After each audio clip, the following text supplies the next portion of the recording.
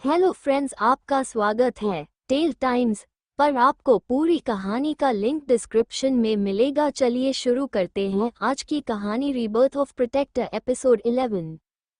गाना खत्म होता है और सभी लोग जोर जोर से तालियां बजाने लगते हैं और वंस मोर चिल्लाने लगते हैं। लेकिन अंजलि सभी को इग्नोर करके हाथ जोड़कर सभी को प्रणाम करती है और फिर वहां से चली जाती है। और इसी के साथ भी सेकंड राउंड खत्म होता है और अब कल फाइनल राउंड होने वाला था। और आज के अपने परफॉर्मेंस की वजह से अंजलि और जाह्नवी दोनों ही फाइनल राउंड के लिए सेलेक्ट भी हो जाती हैं। थोड़ी देर में काव्यांश और अंजलि दोनों एक साथ एक ही कार में घर जा रहे थे तो काव्यांश अंजलि से पूछता है, अच्छा जरा मुझे ये तो बता, तेरा और अक्षय का क्या चल रहा है। काव्यांश की बात सुनकर अंजलि थोड़ा सा शापक जाती है, लेकिन कागज की बात को बदलते हुए अंजलि का बयान से पूछती है, वो छोटे भाई ये बताइए तुम्हारा और जाह्नवी का क्या चल रहा है। लेकिन काव्यांश थोड़ा सा सीरियस होकर बोलता है, अंजलि जो मैंने पूछा है उसका जवाब दे। मैंने देखा था आज तुझे और अक्षय को एक साथ कमरे में, क्या तू अक्षत को पहले से जानती है, बताओ मुझे। अंजलि थोड़ा सा डर जाते हैं लेकिन फिर खुद को थोड़ा शांत करके एक गहरी सांस लेते हुए बोलती है, हाँ भाई, मैं अक्षय को एक साल पहले से जानती हूँ। आपको याद है भाई, जब मैं एक साल पहले देहरादून घूमने के लिए गई थी अपने दोस्तों के साथ, वहीं पर जिस होटल में हम रुके थे, अक्षित भी उसी होटल में रुका हुआ था और वहीं पर हमारी पहली मुलाकात हुई थी। मेरी फ्रेंड जूही भी मेरे साथ आई थी और जिस होटल में हम रुके थे उसी होटल में अक्षत रुका है। इस बात को जानकर जूही बहुत खुश हुई थी, तो जूही बस एक सेल्फी अक्षत के साथ लेना चाहती थी, लेकिन अक्षत के बॉडीगार्ड ने जूही को धक्का दे दिया, जिस वजह से जूही गिर गई और उसके सर पर बहुत गहरी चोट आई थी भाई। लेकिन जब अक्षत ने पीछे मुड़कर देखा, दो अक्षर ने साफ साफ देखा था कि जूही को चोट लगी थी, लेकिन फिर भी अक्षत ने ना तो जूही की मदद की और उसे इग्नोर करके ऐसे ही छोड़कर चला गया। और मुझे इतना पर बहुत गुस्सा आया था, तभी मैंने अक्षत को सबक सिखाने का ठान लिया था। फ्लैशबैक। अंजलि भी दिखने में बहुत खूबसूरत थी, घनी काली पलकें, कत्थई कलर की आंखें, 5 फुट 4 इंच का कद और परफेक्ट फिगर। अक्षत फुल साइड में जाकर स्विमिंग कर रहा था, तभी वहां पर अंजलि कुछ बॉडीगार्ड्स के साथ आती है, क्योंकि अंजलि जानती थी कि अगर वो ऐसे ही जाएगी तो उसके बॉडीगार्ड उसे भी नॉर्मल लड़की समझेंगे। इसीलिए अंजलि भी पूरी ठाट बाट के साथ अक्षर से मिलने जाती है। लेकिन जब अंजलि की नज़र अक्षत पर स्विमिंग करते हुए जाती है तो अंजलि अपनी नज़र नहीं हट पाती। अक्षत गोरा बदन, लंबा कद और परफेक्ट बॉडी। अंजलि ने एक ग्रीन कलर की शर्ट ड्रेस पहनी हुई थी और आंखों पर काला चश्मा लगा रखा था और सर पर एक कैप लगा रखी थी। लेकिन जब अंजलि अक्षय के आसपास ही पूछती है कि अक्षय की बॉडीगार्ड अंजलि को रोक देते हैं, लेकिन तभी अंजलि के बॉडीगार्ड आकर अक्षय के बॉडीगार्ड के सामने खड़े हो जाते हैं। अंजलि अपना इंट्रोडक्शन देती है और फिर अक्षय से बात करने के लिए बोलती है, तो अक्षय एक बॉडीगार्ड अक्षय के पास जाकर बोलता है उससे कोई अंजलि राठौर उनसे मिलने आए हैं। तो अक्षय अपनी नज़र घुमाकर अंजलि की तरफ देखता है, लेकिन अक्षय भी नज़र अंजलि पर जाते हैं तो फिर भी अपनी नज़र टिकाए बस अंजलि को ही देखता रह जाता है। लेकिन अक्षय भी एक सुपरस्टार रॉक स्टार था और बहुत सारी खूबसूरत लड़कियां ऐसे ही अक्षत के आगे पीछे घूमते रहते थे और शहर की मोस्ट अमीर भी उसके पीछे ऐसे ही घूमते करते हैं।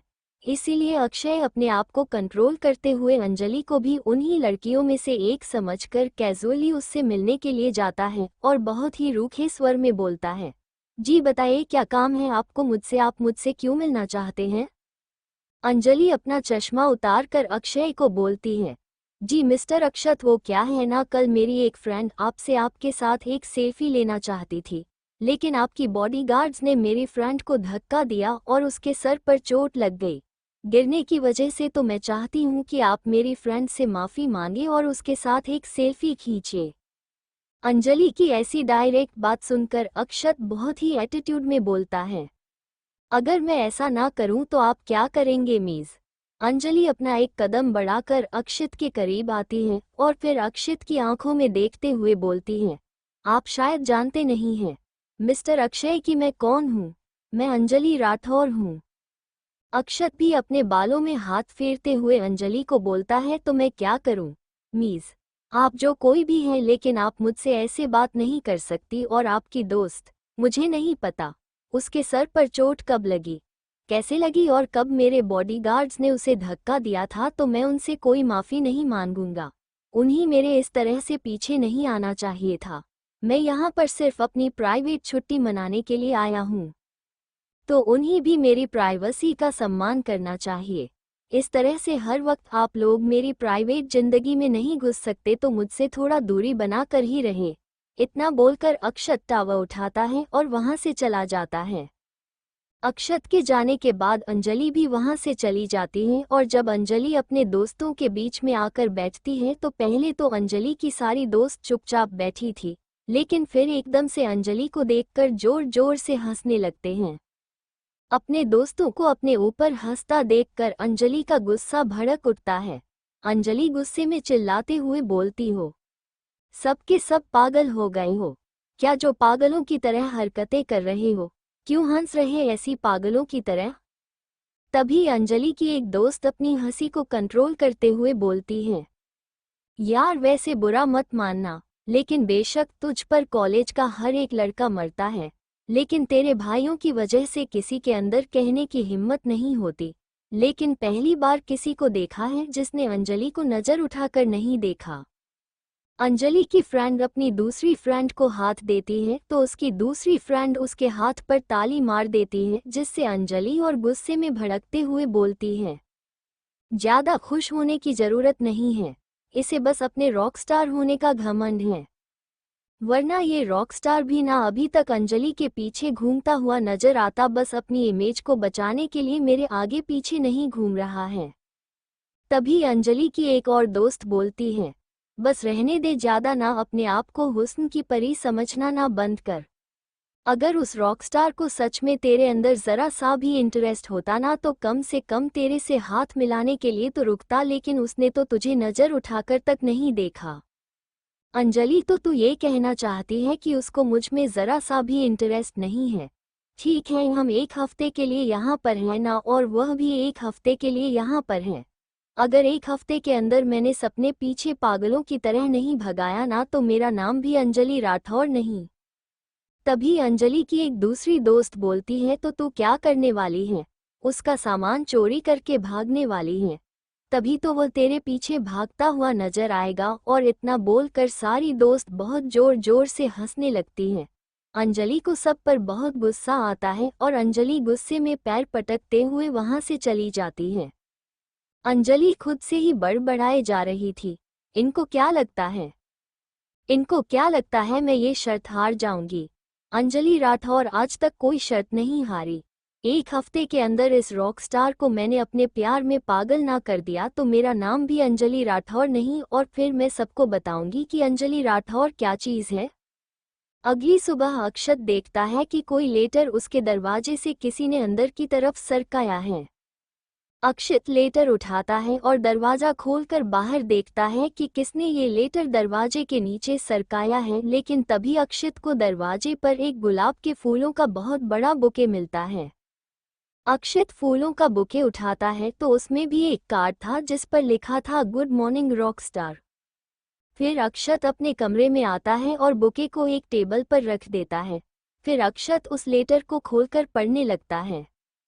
हेलो मिस्टर रॉकस्टार, मैं जानती हूँ कि ना जाने आज तक कितनी लड़कियों ने आपको फूलों का बुके भी दिया होगा और इस तरह से लेटर भी लिखे होंगे, लेकिन मैं उन सब से अलग हूँ, क्योंकि वो सब तो सिर्फ अनजान लड़कियाँ थी और मैं आपकी होने वाली वाइफ हूँ।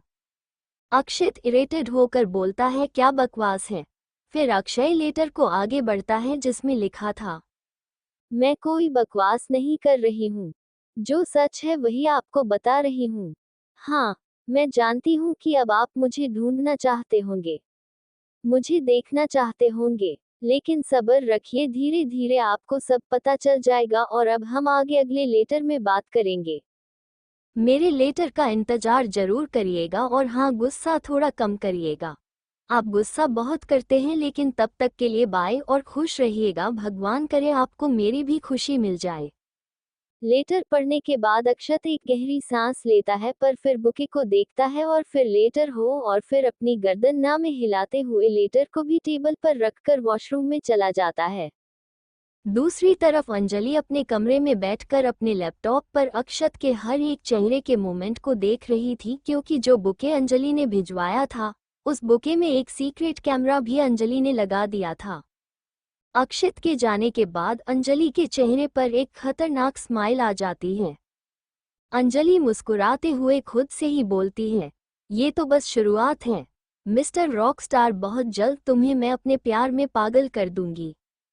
पहली बार किसी लड़के ने अंजलि राठौर को ना बोला है और ये बात अंजलि राठौर बिल्कुल बर्दाश्त नहीं करेगी।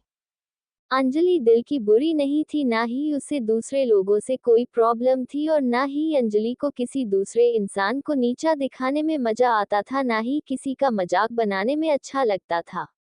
लेकिन लड़कों के मामले में अंजलि थोड़ा सा चिड़चिड़ी हो जाया करती थी, क्योंकि बचपन से लेकर अब तक अंजलि ने हर लड़के को अपने आगे पीछे घूमते हुए देखा है, कभी उसकी खूबसूरती में पागल होकर तो कभी उसकी दौलत में पागल होकर। लेकिन अंजलि हमेशा से चाहती थी कि कोई उसकी खूबसूरती, उसकी दौलत को छोड़कर सिर्फ उससे प्यार करे, वो जैसी है वैसा प्यार करे, उसके खूबसूरत दिल से प्यार करे। लेकिन आज तक उसे कोई ऐसा लड़का मिला ही नहीं था, इसीलिए अंजलि सभी लड़कों को एक ही कैटेगरी में रखती थी। जब लड़के अंजलि के पीछे पागलों की तरह घूमा करते थे और जैसा अंजलि बोल देती थी वैसा ही ऑर्डर फॉलो किया करते थे, किसी रोबोट की तरह, तो अंजलि को और भी ज्यादा चिल्ड्रन होती थी। अंजलि को और भी ज्यादा गुस्सा आता था। अंजलि बहुत ज्यादा इरिटेट हो जाया करती थी लड़कों से। लेकिन शायद अंजलि को कोई हुक्म चलाने वाला चाहिए था, उसकी गलती पर उसे डांट वाला चाहिए था। अगर कोई उसकी तरफ नजर उठाकर देखे तो उसकी आंखें फोड़ सके, उसके लिए थोड़ा सा पजेसिव हो, पागल हो। लेकिन आज तक ऐसा लड़का अंजलि को मिला ही नहीं था, और इसीलिए ही शायद अंजलि को भी अक्षित का यूं इग्नोर करना अंजलि को अच्छा लगा था। अक्षित का उसकी आंखों में आंखें डालकर उसे मना करना, ये भी अंजलि को बहुत अच्छा लगा था। इसीलिए अंजलि अब खुद ही अक्षित को पाना चाहती थी। अंजलि ने सभी दोस्तों के साथ क्लब जाने का प्लान बनाया था, क्योंकि अंजलि को पता चल गया था कि आज रात अक्षित भी क्लब जाने वाला है और अंजलि अपने अगले प्लान को अंजाम क्लब में देने वाली थी। अक्षत और अंजलि मूनलाइट क्लब पहुंचते हैं। अक्षत ने अपना फेस मास्क कवर कर रखा था और एक कैप अक्षत ने पहनी हुई थी, जिस वजह से कोई भी अक्षत को पहचान नहीं पा रहा था। लेकिन अंजलि अक्षत को पहचान लेती है। अक्षत अपना ड्रिंक एंजॉय कर ही रहा था कि तभी क्लब में एक डांस परफॉर्मेंस शुरू होता है, जिसमें कुछ लड़कियां स्टेज पर डांस कर रही थीं। तभी वो लड़कियां एक लड़की को हाथ पकड़कर स्टेज पर जबरदस्ती खींच लेती हैं और उस लड़की से डांस करने के लिए बोलती हैं। ये लड़की कोई और नहीं बल्कि अंजलि थी, और फिर अंजलि का जलवा शुरू होता है। मैंने तेरे लिए चोदा है जमाना, जरा तेरा इरादा तो बता, ऐसे नज़ारे तू मुझसे चुराना, जरा तेरा इरादा तो बता, छाया है मुझ पे तेरा ही नशा, कमबख्त दिल ये कहाँ जा फंसा, मैं तेरी दीवानी तू मेरा दीवाना, समझ ले नजर का इशारा। अंजलि में ब्लैक कलर की वन पीस शॉर्ट ड्रेस पहन रखी थी, जिसमें अंजलि की गोरी टांगें साफ दिखाई दे रही थी और ड्रेस ऑफ शोल्डर थी, तो इसीलिए अंजलि के शोल्डर पर साफ दिखाई दे रहे थे। गली गली में फिरता है तो क्यों बन के बंजारा, आ मेरे दिल में बस जा, मेरे आशिक आवारा। अंजलि बहुत ही अच्छा डांस कर रही थी और अक्षत भी उसके डांस को एंजॉय कर रहा था, लेकिन अक्षत को कोई खास इंटरेस्ट नहीं था अंजलि में और ना ही उसके डांस में। अक्षत तो बस ऐसे ही देख रहा था। गली गली में फिरता है तो क्यों बन के बंजारा, आ मेरे दिल में बस जा, मेरे आशिक आवारा। तेरा कसूर है ना मेरा कसूर, दोनों के दोनों पास हो के वी डोर, तेरी वजह मैं तो सोई नहीं, मेरी वजह से तू भी जगा जरूर, तू मेरी मोहब्बत से बच ना सकेगा, समझ जाने मन ये इशारा। अंजलि डांस कर रही थी कि तभी वहां पर 2-4 आदमी जो शराब के नशे में धुत थे, वो स्टेज पर आकर अंजलि के साथ डांस करने लगते हैं। गली गली में फिरता है तो क्यों बन के बंजारा, आ मेरे दिल में बस जा, मेरे आशिक आवारा। जिससे अंजलि को बहुत गुस्सा आता है। ये सब अंजलि के प्लान में नहीं था और इस वक्त अंजलि बुरी तरह से फंस चुकी थी। अंजलि अपने बॉडीगार्ड्स को नहीं बुलाना चाहती थी क्योंकि अंजलि चाहती थी कि अक्षत उसे बचाए। अक्षत जब देखता है कि कुछ लड़कों ने अंजलि को घेर रखा है तो पता नहीं क्यों बट अक्षत को अच्छा नहीं लगता। अक्षत को गुस्सा आने लगता है, लेकिन अक्षय खुद तो स्टेज पर जा नहीं सकता था, इसीलिए अक्षत मैनेजर को घूर कर देखता है और फिर उसको कुछ बोलता है। गली गली में फिरता है तो क्यों बन के बंजारा आ मेरे दिल में बस जा मेरे आशिक आवारा। तभी मैनेजर जो कुछ बॉडीगार्ड्स के साथ स्टेज की तरफ आता है और उन बॉडीगार्ड्स को इशारा करता है। तभी वो सारे बॉडीगार्ड अंजलि के पास में खड़े हुए सारे आदमियों को अपने कंधे पर उठाकर क्लब से बाहर फेंक देते हैं। अंजलि को पता था कि यह सब कुछ अक्षत ने ही कराया है और इसलिए अंजलि को और भी ज्यादा दिल ही दिल में खुशी होने लगती है क्योंकि अंजलि यही चाहती थी और अक्षय ने वही किया था। अक्षत सबके सामने ना आते हुए भी उसकी हेल्प कर गया था। तभी अक्षत क्लब से उठकर बाहर जाने लगता है तो अंजलि भागकर उसके पास रहती है और उसका रास्ता रोकते हुए बोलती है, सॉरी मिस्टर रॉकस्टार, पर मुझे आपसे कुछ बात करनी है, क्या हम कुछ देर बात कर सकते हैं? अक्षत बहुत ही बेरुखी से, अगर आप अपने दोस्त के बारे में मुझसे बात करना चाहती हैं तो मुझे कोई बात नहीं करनी। अंजलि, नहीं, मुझे अपने दोस्त के बारे में बात नहीं करनी, लेकिन मुझे आपसे माफ़ी मांगने हैं। अक्षत हैरानी से, माफ़ी? अंजलि, हाँ, क्या हम 2 मिनट बात कर सकते हैं? अक्षत जिस जगह पर बैठा था वह एक प्राइवेट एरिया था। अक्षत अंजलि को उसी प्राइवेट एरिया में ले जाता है। अंजलि और अक्षत आमने सामने बैठे हुए थे। तभी अंजलि अक्षत से अपना सर झुकाकर और नजरें भी झुकाकर बोलती है, मुझे माफ़ कर दीजिए, गलती मेरे दोस्त की थी और मैंने ना जाने आपको क्या क्या बोल दिया। मैं उसके लिए बहुत ही शर्मिंदा हूँ। प्लीज़ हो सके तो मुझे माफ़ कर दीजिए। अक्षय, कोई बात नहीं, ऐसा तो मेरे साथ अक्सर होता ही रहता है, यह कोई बड़ी बात नहीं।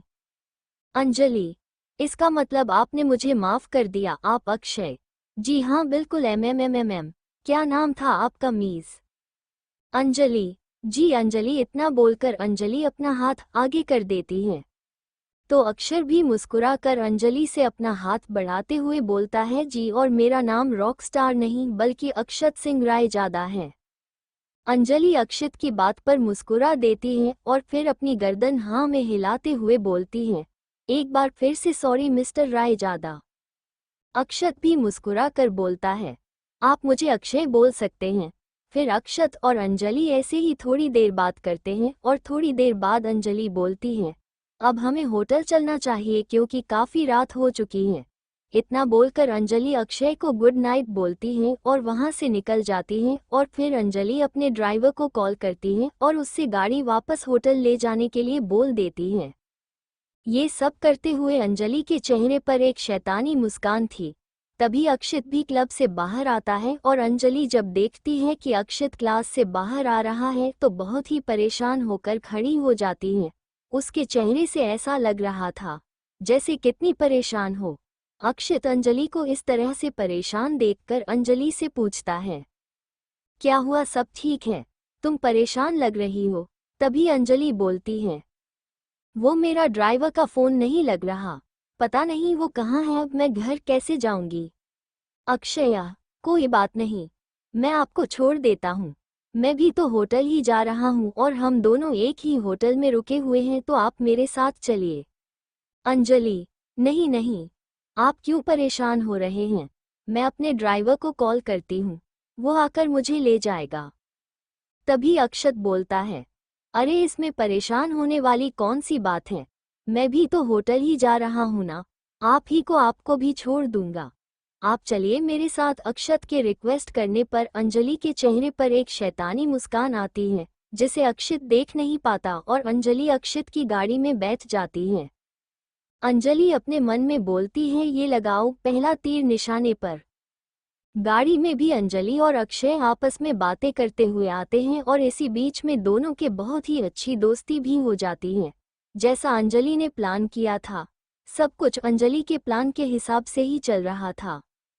उसके बाद अंजलि और अक्षय तो रोजाना मिलने लगे थे और अंजलि रोजाना अक्षित के दरवाजे पर फूलों का एक बुके रख जाया करती थी, जिससे अक्षित अनजान था और अक्षित रोज अपने दरवाजे पर गुलाब के फूलों का बुके देखकर हैरान हो जाता था और वह यही सोचता था कि न जाने कौन है जो रोज मेरे रूम के दरवाजे पर इस तरह रोज का बुके रख जाता है। फिर अक्षत और अंजलि रोज मिलते, रोज क्लब जाया करते और रोज साथ में ही एंजॉय किया करते थे। एक दिन अक्षय डिसाइड करता है कि आज मैं पता लगाकर ही रहूंगा कि कौन रोज मेरे दरवाजे पर गुलाबों का बुके रख रहता है।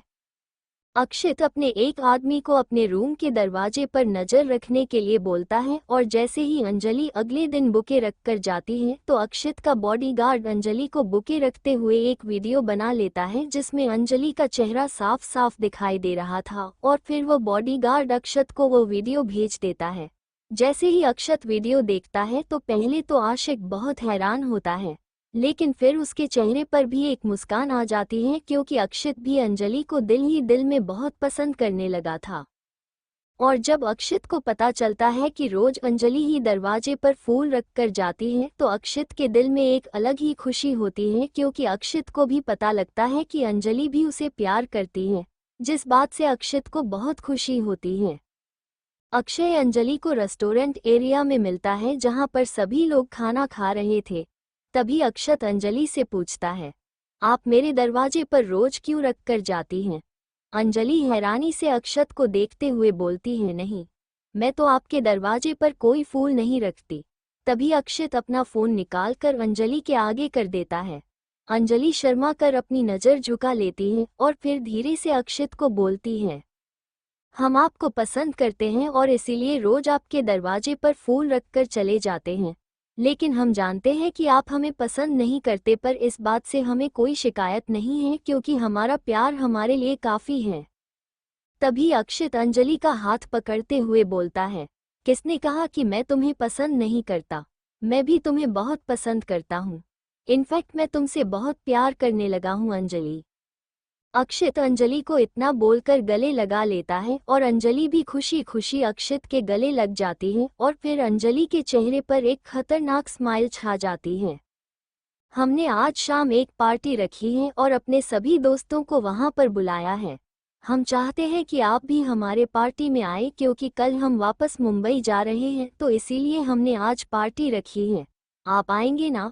और फिर मुंबई आएंगे ना हमसे मिलने के लिए? अक्षया, अगर तुम मुझे इतना प्यार से बुलाओगे तो मुझे तो आना ही पड़ेगा ना। तो अंजलि, आप सच बोल रहे हैं? आप सच में आएंगे? ओ माय गॉड, मैं बता नहीं सकती कि मैं कितनी खुश हूँ।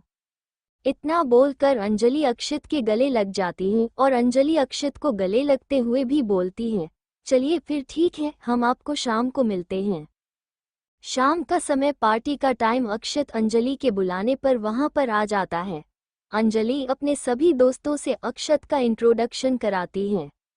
अंजलि रूही से भी अक्षित का इंट्रोडक्शन कराती है तो अक्षित रूही ही से मिलकर रूही से माफ़ी मांगते हुए बोलता है, अपनी बॉडीगार्ड की तरफ से मैं आपसे माफ़ी मांगता हूँ, प्लीज़ उन्हें माफ़ कर दीजिएगा और आपको मेरे साथ एक सेल्फी चाहिए थी ना। चलिए, आज आपकी ख्वाहिश भी हम पूरी कर देते हैं, सिर्फ और सिर्फ अपनी अंजलि के लिए। इतना बोलकर अक्षय रूही के साथ और फिर थोड़ी देर पार्टी ऐसे ही चलती है।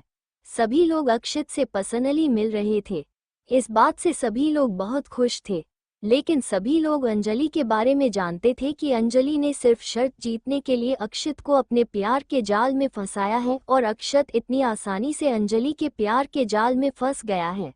इस बात से सभी अक्षित पर अंदर ही अंदर हंस भी रहे थे क्योंकि आज अंजलि सबके सामने अक्षित की इंसल्ट करने वाली थी, लेकिन अंजलि पता नहीं क्यों अक्षित की इंसल्ट नहीं कर रही थी।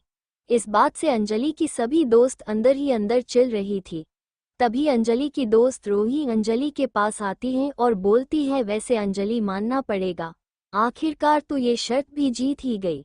हमेशा की तरह तूने अक्षत सिंह रायजादा को अपने प्यार के जाल में फंसा लिया और अपने आगे पीछे घूमने के लिए मजबूर कर दिया, और तेरी वजह से ही अक्षत सिंह रायजादा ने मुझसे माफी मांगी। मुझसे कमाल कर दिया अंजलि तूने तो।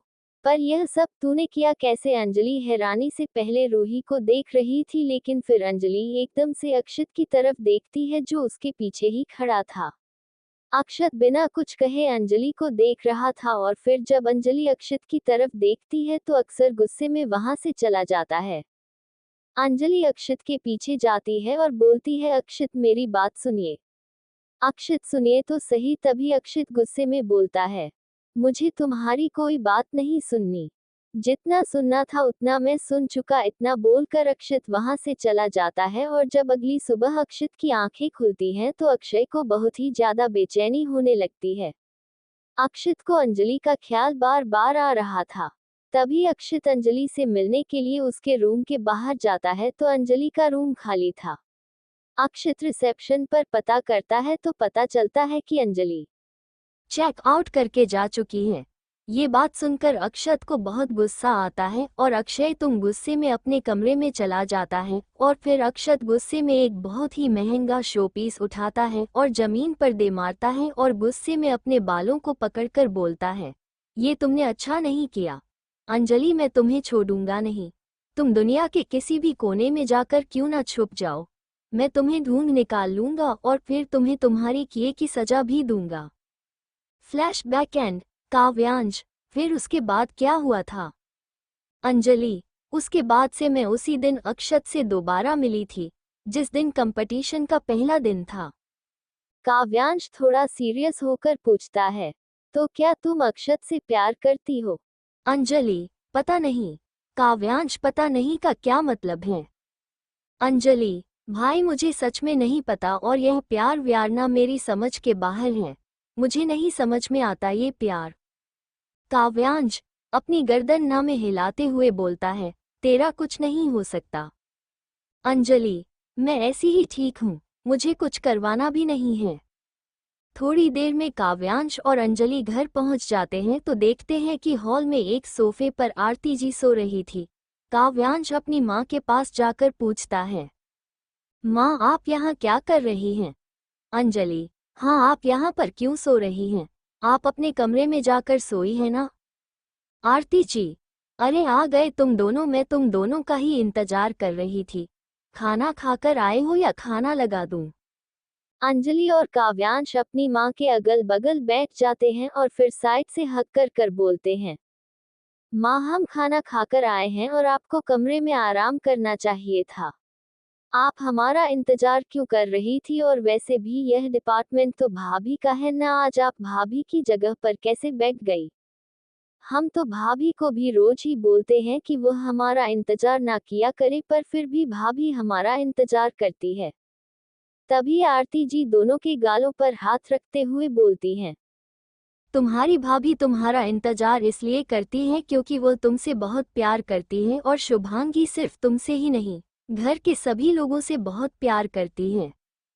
लेकिन अभी शुभांगी की तबीयत ठीक नहीं थी, इसलिए मैंने ही शुभांगी को आज आराम करने के लिए बोला था, क्योंकि प्रेगनेंसी के शुरुआती टाइम में तबीयत ऐसी ही रहती है, कभी ठीक रहती है कभी खराब रहती है और शुभांगी का भी स्टार्टिंग का टाइम है, तो इसीलिए उसकी तबीयत कुछ ठीक नहीं थी, तो मैंने उसे आराम करने के लिए बोल दिया था और आज शुभांगी की जगह मैं तुम दोनों नालायकों का इंतजार कर रही थी। आखिरी बात बोलते हुए आरती जी दोनों की ही नाक पकड़कर खींच लेती हैं। दोनों ही अपनी नाक को सहलाते हुए बोलते हैं, माँ। अगली सुबह सभी लोग नाश्ता कर रहे थे कि अर्जुन और शुभांगी नीचे आते हैं और कुछ लगेज भी नौकर उनके साथ लेकर आते हैं। दादी नौकरों को इस तरह से सामान लाता हुआ देखकर अर्जुन से पूछती है, क्या हुआ बेटा, कहीं जा रहे हो तुम दोनों? तो अर्जुन बोलता है, हाँ दादी, शुभांगी अपनी दादी से मिलना चाहती है, उसका बहुत मन कर रहा है, इसीलिए मैं शुभांगी को उसकी दादी से मिलाने ले जा रहा हूँ और इस बार मैं कोई रिस्क नहीं ले सकता, इसलिए मैं भी मथुरा जा रहा हूँ शुभांगी के साथ। इतना बोलकर अर्जुन शुभांगी का हाथ पकड़ते हुए बोलता है, चलो जान, पहले नाश्ता कर लो, फिर हम मथुरा के लिए निकलेंगे। दोनों मिलकर सभी के साथ ब्रेकफास्ट करते हैं और फिर अर्जुन शिवांगी को अपने साथ मथुरा जाने के लिए निकल जाता है। घर पर सभी लोग शुभांगी से अपना ध्यान रखने के लिए बोलते हैं और दादी अर्जुन से बोलती है तुम्हें शुभांगी का पूरा ध्यान रखना है। मथुरा जाकर शुभांगी को कुछ भी नहीं होना चाहिए।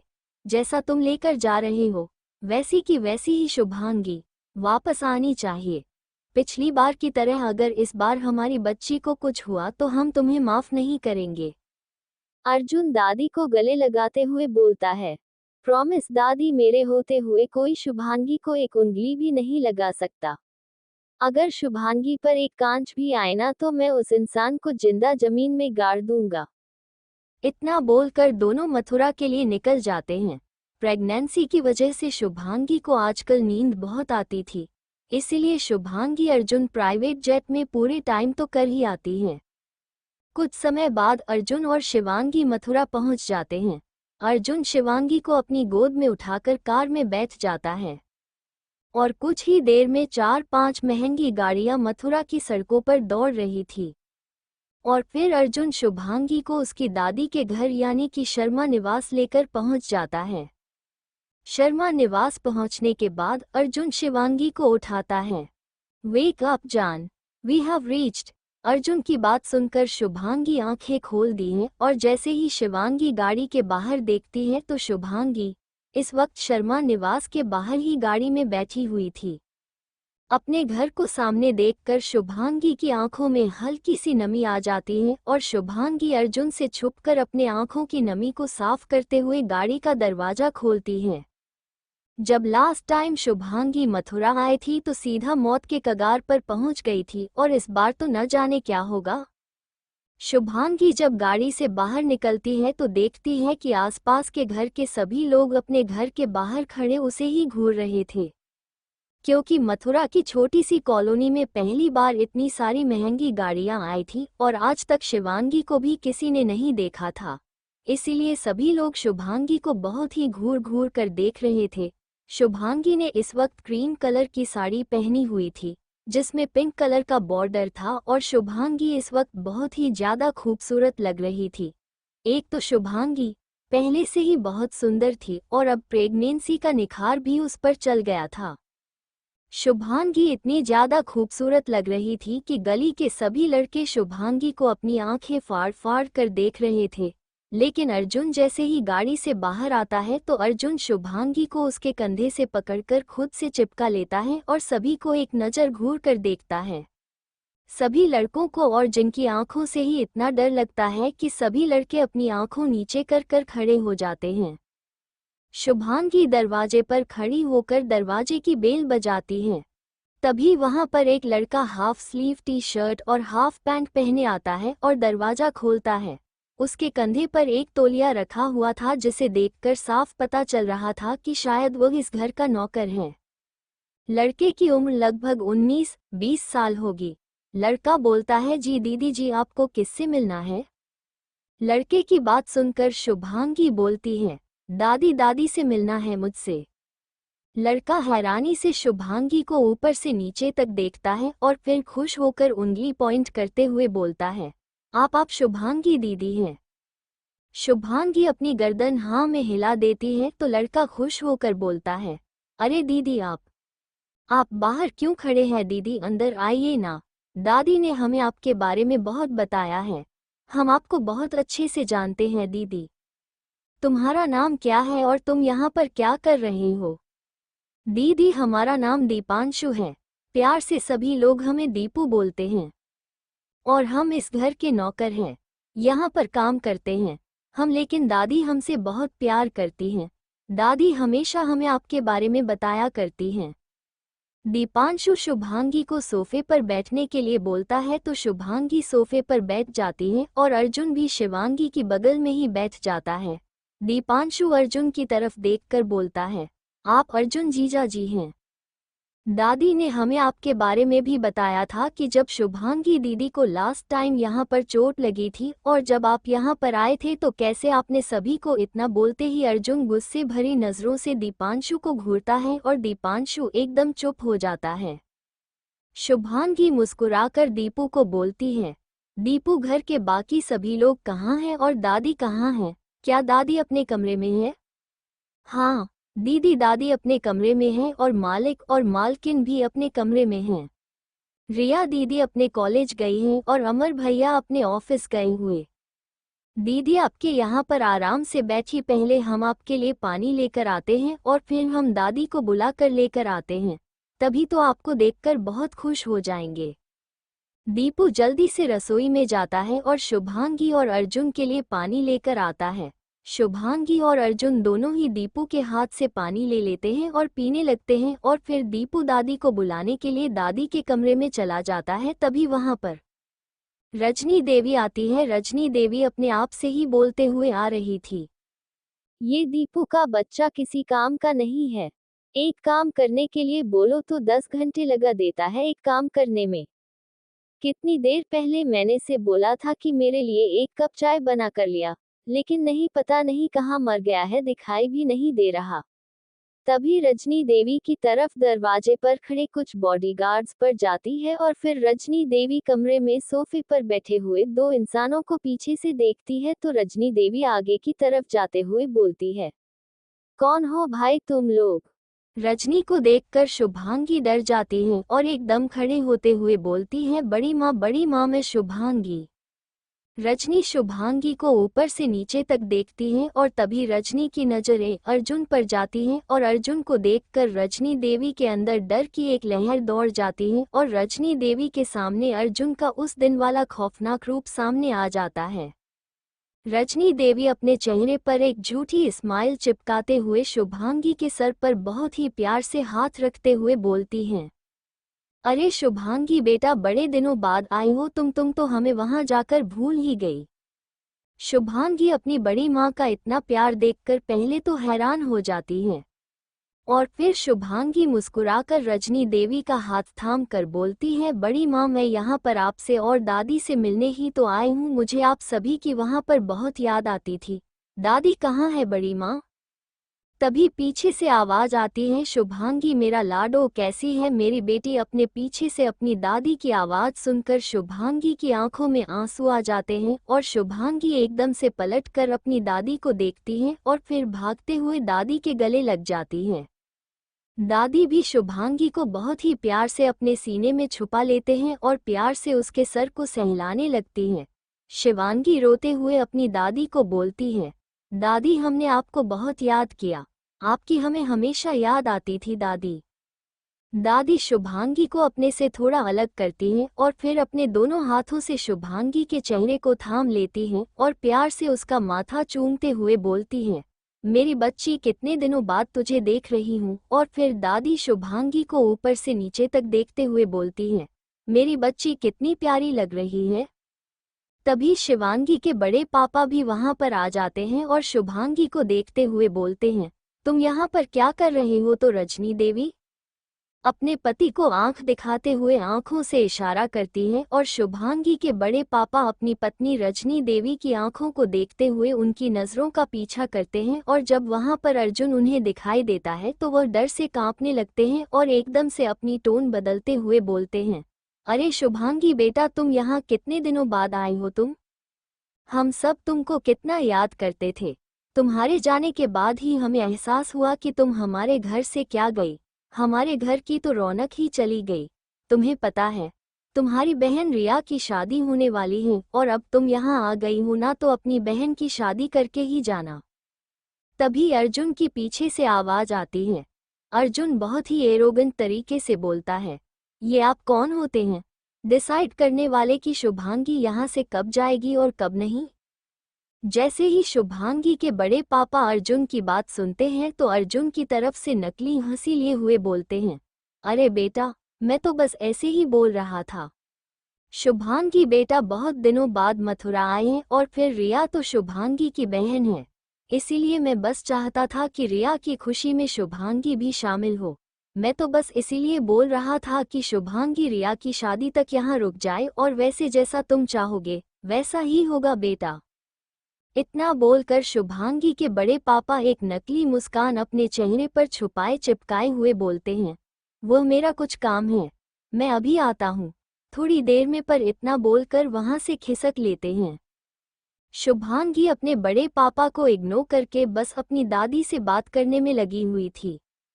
शुभांगी अपनी दादी से मिलकर बहुत ज़्यादा खुश थी और शुभांगी इस खुशी में अर्जुन को भी भूल जाती है। शुभांगी और दादी दोनों ही मिलकर सोफे पर बैठकर बातें कर रही थी और शुभांगी को तो जैसे ख्याल ही नहीं था कि अर्जुन भी उसकी साइड में बैठा हुआ है। अर्जुन दोनों को बात करता देखकर अपनी गर्दन हिला देता है और फिर अपना फ़ोन निकालकर अपने फ़ोन में कुछ ज़रूरी मेल चेक करने लगता है। अर्जुन जानता था कि शुभांगी अपनी दादी से बहुत प्यार करती है और बहुत दिनों बाद ही शुभांगी अपनी दादी से मिल रही है, इसीलिए अर्जुन भी दोनों को डिस्टर्ब नहीं करता है। शुभांगी और दादी दोनों बात ही कर रही थी कि तभी मोहल्ले की कुछ औरतें घर में ताका झांकी करते हुए अंदर आती हैं और उनमें से एक औरत बोलती है, अरे मिसेज शर्मा। रजनी जो कि किचन में शुभांगी के लिए चाय नाश्ता लेने के लिए गई थी, जब मोहल्ले की औरतों की आवाज़ सुनती है तो हाथ में चाय की ट्रे लेकर बाहर आती हैं। मिसेज त्रिपाठी जो कि उनके मोहल्ले की ही औरत थी, वो रजनी देवी से पूछते हैं, अरे मिसेज शर्मा, आपके घर में मेहमान हैं, लेकिन आपने बताया नहीं कि आपके घर में कौन आया है। क्या ये रिया के ससुराल वाले हैं? रजनी देवी कुछ कहती उससे पहले ही शुभांगी बोल पड़ती है, अरे त्रिपाठी आंटी, कैसी हैं आप? शुभांगी के मुंह से त्रिपाठी आंटी सुनकर मैसेज त्रिपाठी हैरानी से शुभांगी को देखती है, क्योंकि शुभांगी घूंघट में रही थी। किसी ने भी शुभांगी को कभी नहीं देखा था, इसीलिए कोई भी शुभांगी को नहीं पहचानता था। शुभांगी हैरान होकर मैसेज त्रिपाठी को अपनी तरफ देखता हुआ पाती है तो हल्का सा मुस्कुरा कर खड़ी होती है और फिर उनके पास जाते हुए बोलती है, अरे त्रिपाठी आंटी, लगता है शायद आपने मुझे पहचाना नहीं। हाँ, पर आपने मुझे तो कभी देखा ही नहीं था, आप मुझे कैसे पहचानेंगे? त्रिपाठी आंटी, मैं हूँ शुभांगी। मैसेज त्रिपाठी हैरानी से शुभांगी को ऊपर से नीचे तक देखती हैं और मोहल्ले की बाकी की औरतें भी शुभांगी को ऊपर से नीचे तक देखती हैं। तभी मिसेज त्रिपाठी रजनी को बोलती हैं, अच्छा मैसेज शर्मा, तो इसीलिए तुम हमेशा शुभांगी को हम सबसे छुपा कर रखती थी, क्योंकि शुभांगी इतनी खूबसूरत है, लेकिन अगर तुम हमें बता देती तो हम अपने बेटे से ही शिवांगी की शादी करा देते और शुभांगी यही मथुरा में ही रहती और तुम्हारे घर के पास भी रहती। कितना अच्छा होता, लेकिन नहीं, तुम्हें तो अपनी भतीजी की शादी इतनी दूर करानी थी। अब देखो कितने दिनों बाद तुम लोगों से मिलने आए हैं शुभांगी। फिर मैसेज त्रिपाठी शुभांगी की तरफ मुड़कर शुभांगी से बोलती हैं, वैसे शुभांगी, तुम्हारा पति तुम्हें खुश तो रखता है ना? क्या नाम था तुम्हारे पति का? हाँ, अर्जुन राठौर है ना? पहले रिया की शादी होने वाली थी उससे, लेकिन फिर तुमसे शादी कर ली उसने, पता नहीं क्यों। मिसेज त्रिपाठी ने अभी भी सोफे पर बैठे अर्जुन को नहीं देखा था, जो कि इस वक्त अपनी जलती हुई निगाहों से मिसेज त्रिपाठी को ही घूम रहा था और शुभांगी मिसेज त्रिपाठी की बातों को सुनकर अपने आप में ही बुदबुदाती है, अरे आंटी, क्यों मेरे पतिदेव के गुस्से को हवा दे रही हो? क्यों आंटी, क्यों सोए हो? शैतान को जगा रही हो? बड़ी मुश्किल से तो मुझे यहाँ पर लाने के लिए माने थे और आप भड़का रही हो। वैसे ही वो गुस्से में रहते हैं और इनकी बात सुनकर तो पक्का भड़का की जाएंगे। और वैसा ही होता है, अर्जुन गुस्से में भड़कते हुए बोलता है, देखने के लिए ख्याल अच्छा है, लेकिन शुभांगी मेरी बीवी है तो उसको अपने घर की बहू बनाने का ख्याल अपने दिमाग से निकाल दीजिए, वरना कहीं ऐसा ना हो कि आपका बेटा शादी करने के लिए इस दुनिया में ही ना रहे। अर्जुन की ऐसी बातें सुनकर मिसेस त्रिपाठी बहुत ज़्यादा डर जाती हैं और डरते हुए बोलते हैं, अरे बेटा, वो तो मुझे पता है कि अब शुभांगी की शादी तुमसे हो चुकी है, तो मैं क्यों ही अपने बेटे की शादी शुभांगी से कराऊंगी। वैसे भी शुभांगी तो अब शादीशुदा है ना, तो मैं तो बस कह रही थी कि अगर तुमसे शादी ना हुई होती तब मैं अपने बेटे की शादी करा दी, अब थोड़ी ना मैं अपने बेटे की शादी शुभांगी से कराऊंगी। इतना बोलकर मैसेज त्रिपाठी भी बस दबे पांव वहां से निकलने में ही अपनी भलाई समझते हैं। तभी रिया घर में आती है और अपने घर में इतनी भीड़ देखकर अपनी माँ से बोलती है, माँ, ये घर में इतनी भीड़ क्यों लगा रखी है? तभी रिया की नज़र भी शुभांगी पर जाती है और शुभांगी को अपनी आंखों के सामने देखकर रिया के तन बदन में आग लग जाती है और रिया गुस्से में शुभांगी को कुछ बोलने ही वाली थी कि तभी रिया की नज़र अर्जुन पर जाती है और अर्जुन को अपनी आंखों के सामने इतने दिनों बाद देखकर रिया के दिल में एक दर्द सा उठता है और फिर वापस से शुभांगी को देखते हुए एक कड़वाहट के साथ खुद से बोलती है, जिस किस्मत को तुम लिए बैठी हो ना शुभांगी, वह मेरी किस्मत थी। तुमने मुझसे अर्जुन को छीना है और अब अगर तुम यहाँ आए हो ना तो मैं भी तुम्हें यहाँ से ऐसे ही जाने नहीं दूंगी। रिया फिर से अर्जुन को देखती है जो इस वक्त ब्लैक कलर के 3 पीस सूट में बहुत ही ज्यादा हैंडसम लग रहा था और जिससे रिया की शादी होने वाली थी उसकी ना कोई बॉडी फिगर था और ना ही उसके अंदर कोई लुक था। बस वह एक छोटा सा बिजनेसमैन था जिसकी अपनी 2 फैक्ट्रियां थी और उस हिसाब से वह थोड़ा सा मोटा उसकी तोंद निकली हुई थी और आगे की तरफ से थोड़े से बाल भी सर के ओढ़े हुए थे। लेकिन वो आदमी रिया पर अपने दोनों हाथों से पैसे लुटा रहा था और रिया भी उसके पैसों पर खूब ऐश कर रही थी और बहुत ही महंगी महंगी अपनी शादी की शॉपिंग कर रही थी। हालांकि रिया को इस शादी से कोई खुशी नहीं थी, बस रिया उसकी पैसों के लिए ही उससे शादी कर रही थी और बेमन से बस सारी रस्मों को निभा रही थी। और अर्जुन बहुत ही स्मार्ट और हैंडसम लग रहा था, लेकिन अब अर्जुन सिर्फ और सिर्फ शुभांगी का था और अर्जुन के दिल में सिर्फ शुभांगी बसी थी। रिया ज्यादातर अपना टाइम इस समय शॉपिंग में ही बिताती थी क्योंकि उसकी जल्द ही शादी होने वाली थी और अब भी रिया शॉपिंग करके ही आई थी। रिया के दोनों हाथ में शॉपिंग बैग थे जिन पर रिया बहुत ही ज्यादा इतराते हुए अंदर आई थी, लेकिन अर्जुन और शुभांगी को देखकर रिया की सारी खुशी हवा हो गई थी। शुभांगी जब रिया को देखती है तो दीदी कहते हुए उसके गले लग जाती है और फिर शुभांगी रिया से अलग होते हुए पूछती है, कैसी है दीदी आप? मैंने सुना है आपकी शादी होने वाली है, तो जीजाजी कैसे हैं हमारे?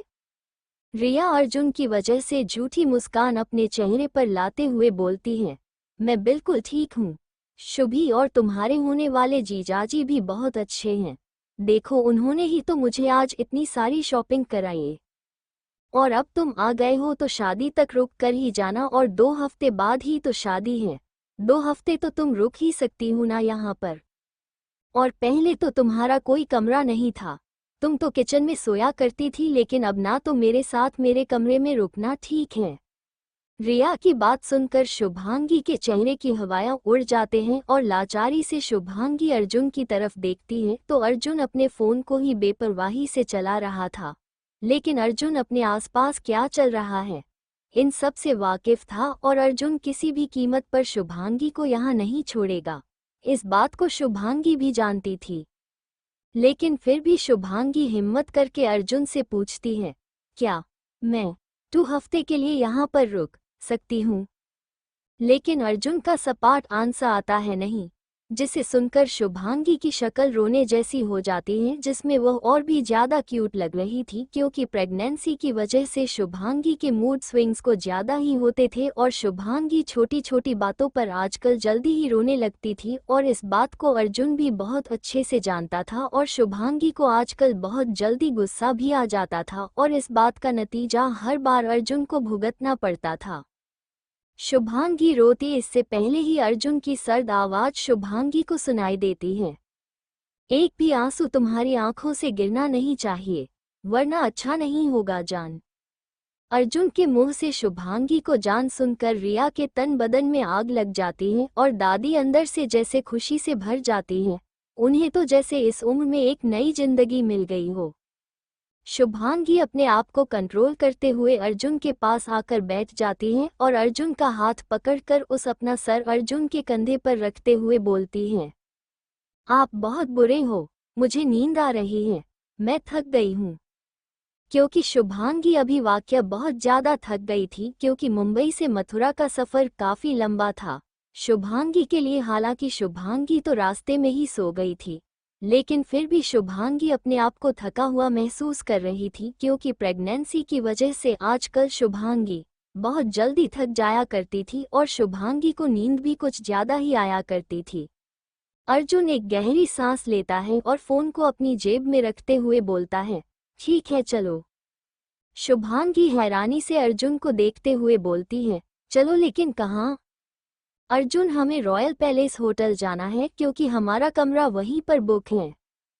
शुभांगी मायूस होकर बोलती है, लेकिन आपने तो कहा था कि हम यहीं पर रहेंगे 2 दिन के लिए।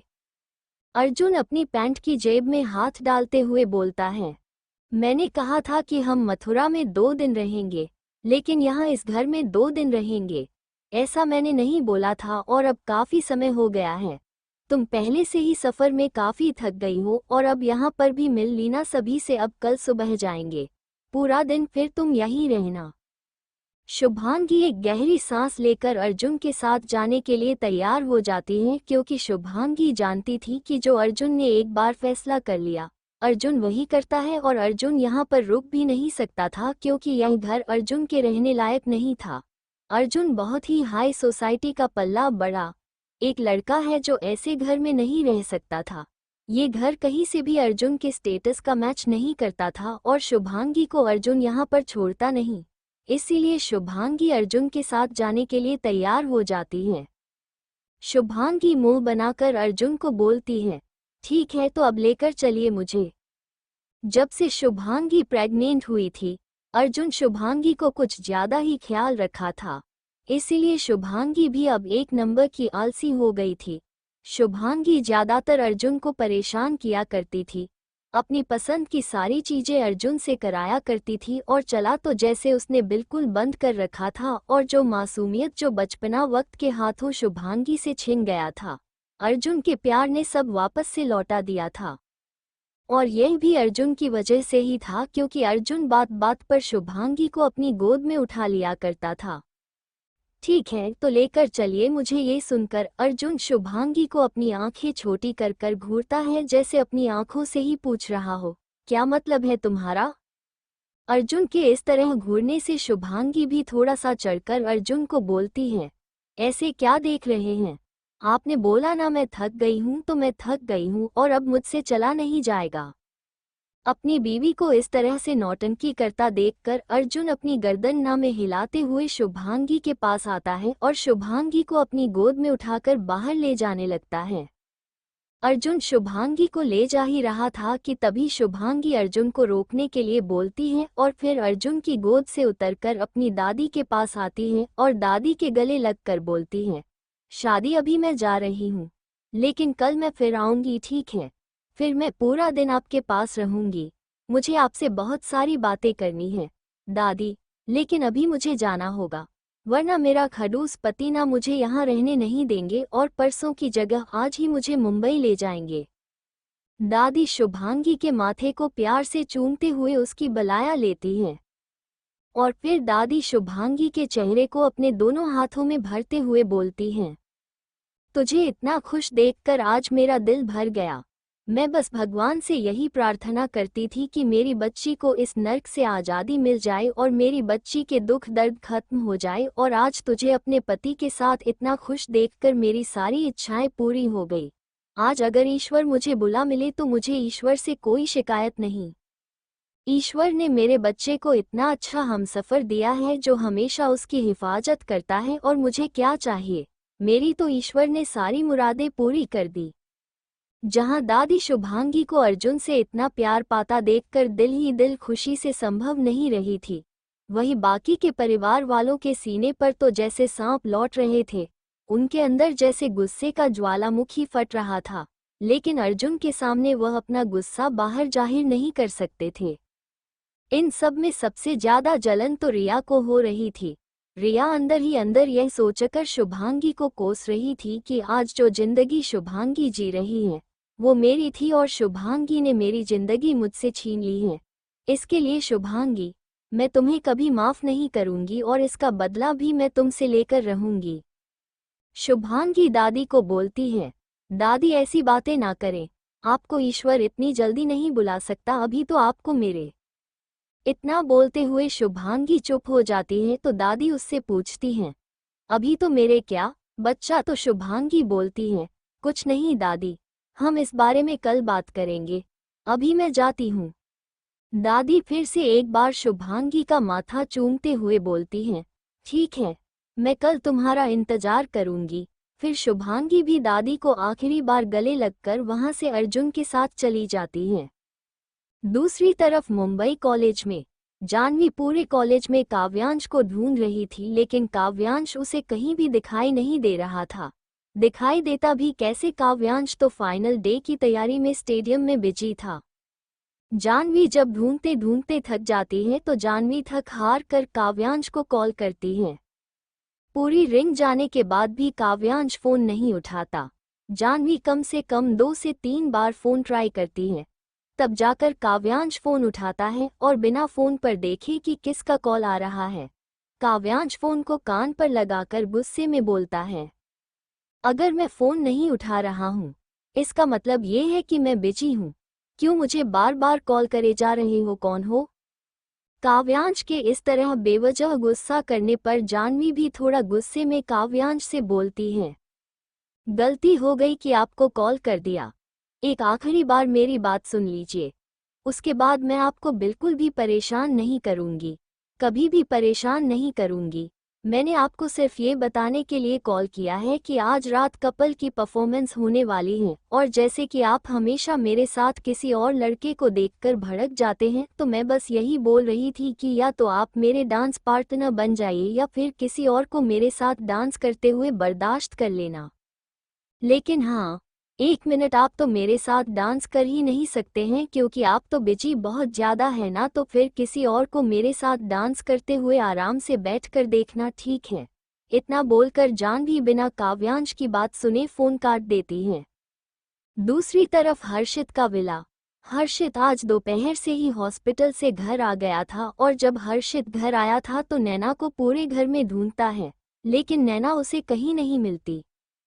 तभी हर्षित को किचन से कुछ आवाज सुनाई देती है, तो हर्षित किचन की तरफ जाता है तो देखता है नैना, जिसने अपने बालों का जुड़ा बनाया हुआ था और उसकी कुछ लौटें उसके गाल पर लटक रही थी, और नैना ने इस वक्त वाइट शर्ट और शॉर्ट्स पहने हुए थे, जिसमें नैना बहुत ही ज्यादा हॉट लग रही थी।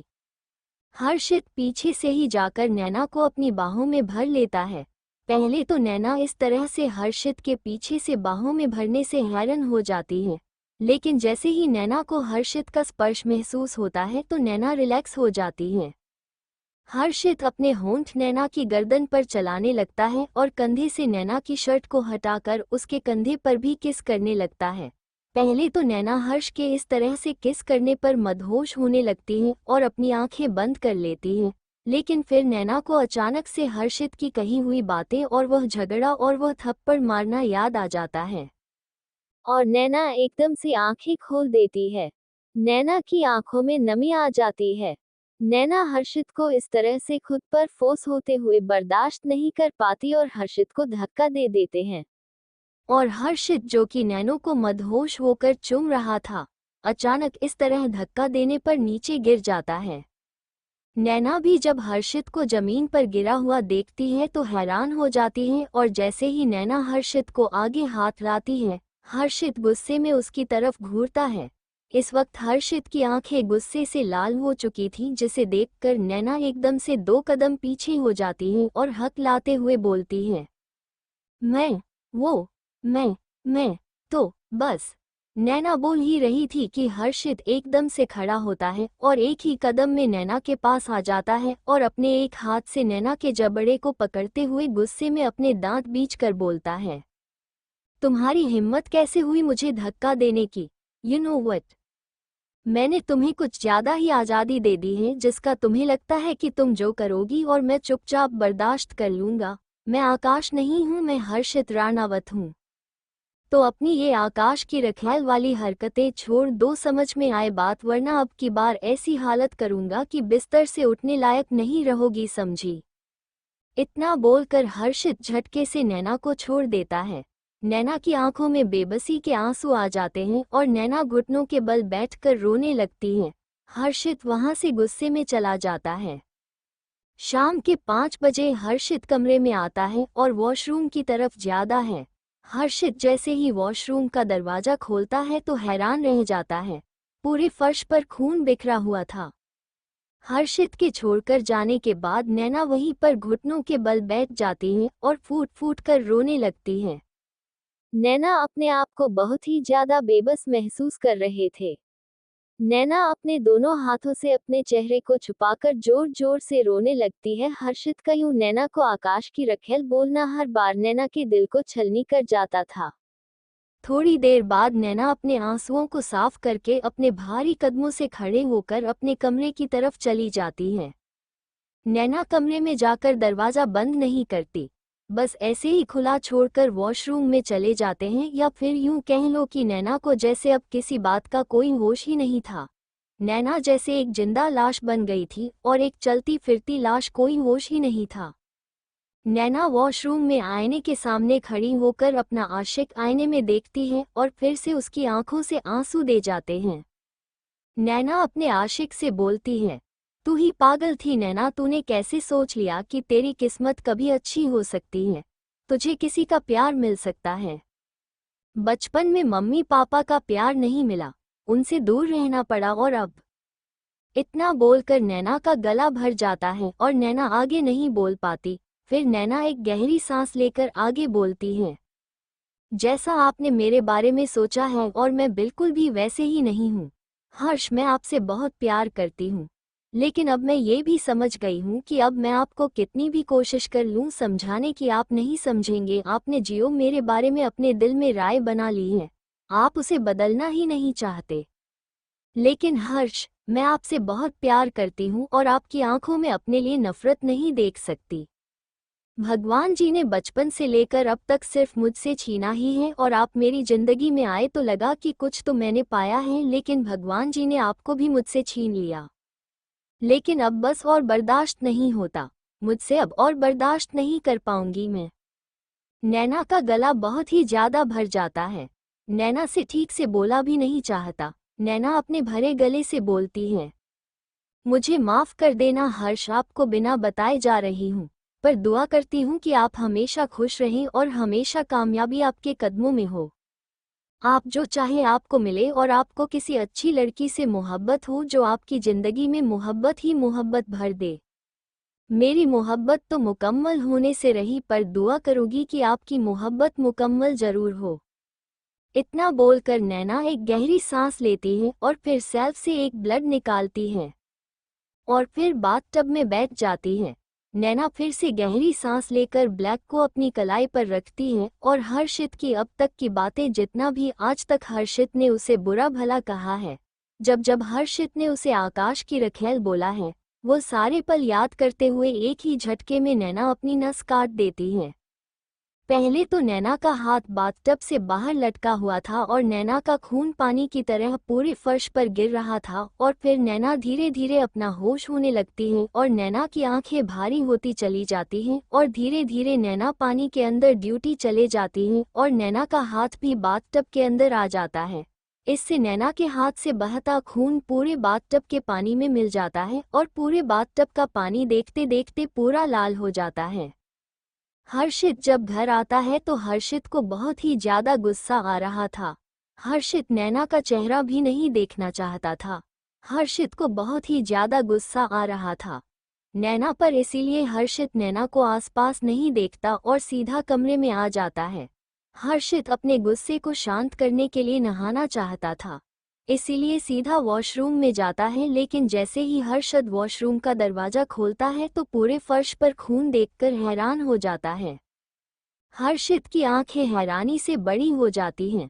हर्षित अपने धीरे कदमों से अंदर आता है और जैसे ये हर्षित बाथटब के पास पड़े ब्लेड को देखता है तो हर्षित बहुत ही सादा घबरा जाता है, और हर्षित जब एक और कदम बढ़ाकर बाथटब को देखता है तो हर्षित की तो जैसे सांसें ही रुक जाती हैं।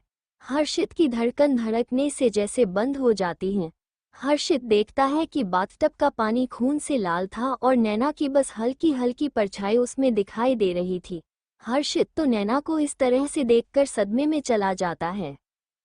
फिर हर्षित एकदम से होश में आता है और नैना को बाथटब से बाहर निकालते हुए उसके गालों को थपथपाते हुए बोलता है, नैना नैना क्या हुआ तुम्हें, आंखें खोलो नैना नैना, मैं तुम्हें सही सलामत छोड़ कर गया था, यह क्या कर लिया तुमने नैना, तुमने एक बार भी मेरे बारे में नहीं सोचा। नैना तुम मुझे छोड़कर कैसे जा सकती हो, नैना उठो नैना उठो। नैना उठो, नैना प्लीज उठो, अगर तुम्हें कुछ भी हो गया ना नैना तो तुम्हारा हर्ष तुम्हारे बगैर जिंदा नहीं रह पाएगा, नैना उठो ना।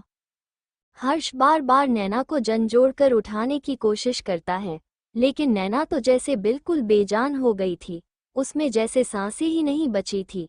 फिर हर्ष नैना की कलाई को पकड़ता है और उसकी नब्ज को चेक करता है। नैना की नब्ज बहुत ही धीरे चल रही थी, नैना का पूरा शरीर सफेद पड़ चुका था। नैना को देखकर ऐसा लग रहा था जैसे नैना के शरीर में खून का एक कतरा भी ना बचा हो। हर्ष जल्दी से नैना को अपनी गोद में उठाता है और हॉस्पिटल के लिए निकल जाता है। हर्ष को ऐसे नैना को गोद में उठाकर ले जाते देखकर घर के सभी नौकर हैरान हो जाते हैं और हैरानी से हर्ष को देखने लगते हैं। तभी सभी नौकरों का ध्यान नैना की सफ़ेद पड़ चुकी बॉडी पर पड़ता है और सभी नौकरों को यही लगता है कि जैसे नैना मर चुकी है। हर्षित नैना को हॉस्पिटल लेकर आ चुका था। नैना को इमरजेंसी वार्ड में शिफ्ट किया गया था और डॉक्टर नैना का इलाज कर रहे थे और हर्षित कमरे के बाहर चक्कर काट रहा था। हर्षित इस वक्त बहुत ही ज्यादा घबराया हुआ था। हर्षित को कुछ भी समझ में नहीं आ रहा था। हर्षित बस दिल ही दिल में दुआ कर रहा था कि नैना जल्द से जल्द ठीक हो जाए, नैना को कुछ ना हो।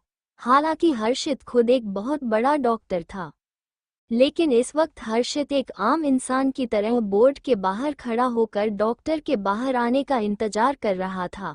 हर्षित बहुत ज्यादा घबराया हुआ था। इलाज करने के बाद डॉक्टर पूजा वार्ड के बाहर आती हैं। डॉक्टर पूजा और हर्षित दोनों ही बहुत अच्छे फ्रेंड थे। डॉक्टर पूजा हर्षित और नैना के रिलेशंस के बारे में कुछ नहीं जानती थी, क्योंकि हर्षित ने हॉस्पिटल में कभी भी नैना से कोई पर्सनल रिलेशन नहीं रखा था। हर्षित नैना को हॉस्पिटल में अपने जूनियर की हैसियत से ही ट्रीट करता था। डॉक्टर पूजा जैसे ही बोर्ड से बाहर आती हैं, हर्षित एकदम से डॉक्टर पूजा के पास जाता है और एकदम से पूछता है, क्या हुआ नैना, ठीक तो है ना, उससे कुछ हुआ तो नहीं है ना? डॉक्टर पूजा हर्षित को बहुत ही सीरियस होकर बताती हैं, डॉक्टर राणावत, हम अपने केबिन में चलकर बात करें।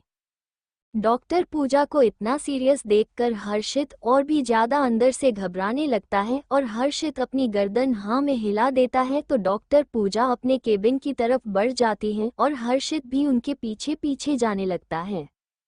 डॉक्टर पूजा आपके मन में अपनी कुर्सी पर आकर बैठते हुए हर्षित को भी बैठने के लिए बोलती हैं। हर्षित भी पूजा के सामने वाली कुर्सी पर जाकर बैठ जाता है और हर्षित फिर एकदम से डेस्परेट होकर पूजा से पूछता है, क्या हुआ डॉक्टर पूजा, सब ठीक तो है ना, नैना ठीक तो है ना, कुछ सीरियस बात तो नहीं है ना? डॉक्टर पूजा एकदम सीरियस होकर बोलते हैं, डॉक्टर राणावत, पेशेंट की तबीयत बहुत ज़्यादा क्रिटिकल है, कुछ कहा नहीं जा सकता। बॉडी में से जैसे सारा खून बह चुका है।